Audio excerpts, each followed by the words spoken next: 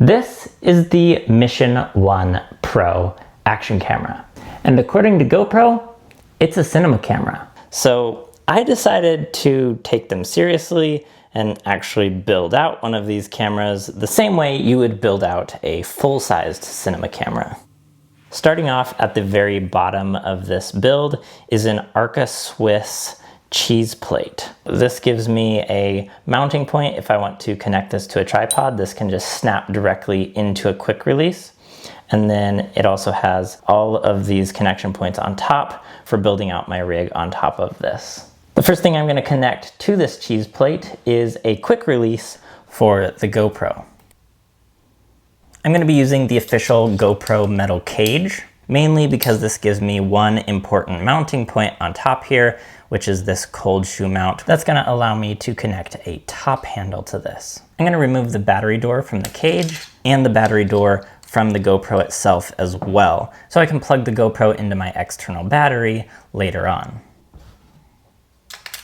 One of the things I typically think about as a quintessential cinema camera accessory is longer battery life. Oftentimes you use like a V-mount battery for a cinema camera, but that would be way too big for this setup. So instead, I'm going to be using one of these NPF batteries.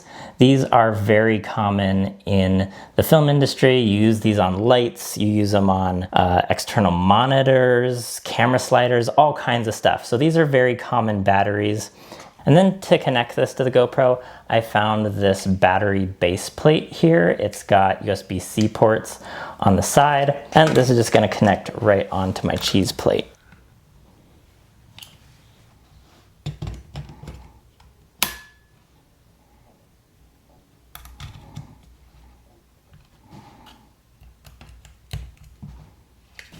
And this is going to add a ton of extra battery life to this rig. And of course, I'm going to be able to use these other ports here on the back to charge my phone if I want, or any other additional accessories that I add to this rig in the future. I've already used this setup to record a time lapse, which I think turned out stunning. I recorded this in 10-bit log and did my own color grade on it. But it was just so nice to not have to worry about the camera running out of battery while it was sitting there recording for a long time. Now the carrying handle can slot into that cold shoe. I'm just using this really cheap small rig top handle.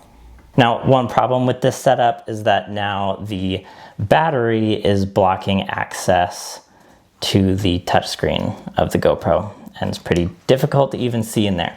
So this is going to need an external monitor. Of course, you can just use your phone for that, connect via Bluetooth, and it works really well. But I need a place to mount my phone. So I've got a MagSafe mount here that's going to screw onto the carrying handle. And now my iPhone can just snap right onto that.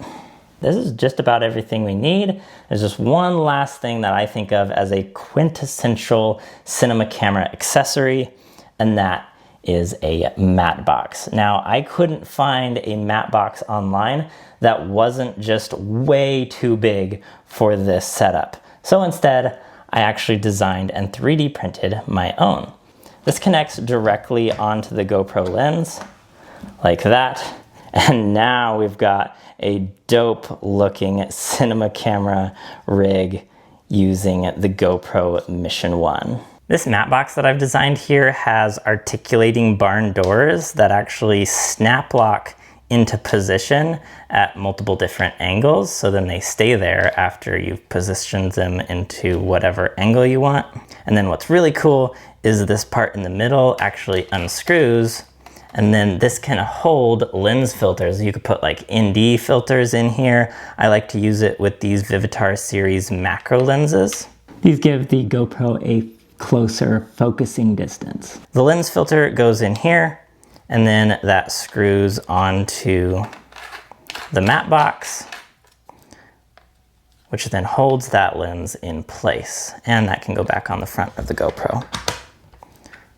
I also want to add a external microphone, like a wireless mic to this as well, but I can't do it right now because the GoPro metal cage is actually getting in the way, and the USB-C port is recessed back in there a little too far, so my mic receiver can't plug into that. So I'm planning on buying like a little 1/2-inch long USB-C extension. Once that's plugged in, I'll be able to plug in my external mic, and then my external mic has pass-through power. So I can actually plug this into my battery, plug that into the GoPro, and the external battery will be charging both the GoPro and the microphone receiver, and the power will just be going through the receiver and into the GoPro. But I can't set that up right this second, but I'm planning on doing that in the future. So the question still remains, is this a cinema camera? Even without all of the extra accessories that I added to this, the Mission 1 is the most expensive action camera on the market.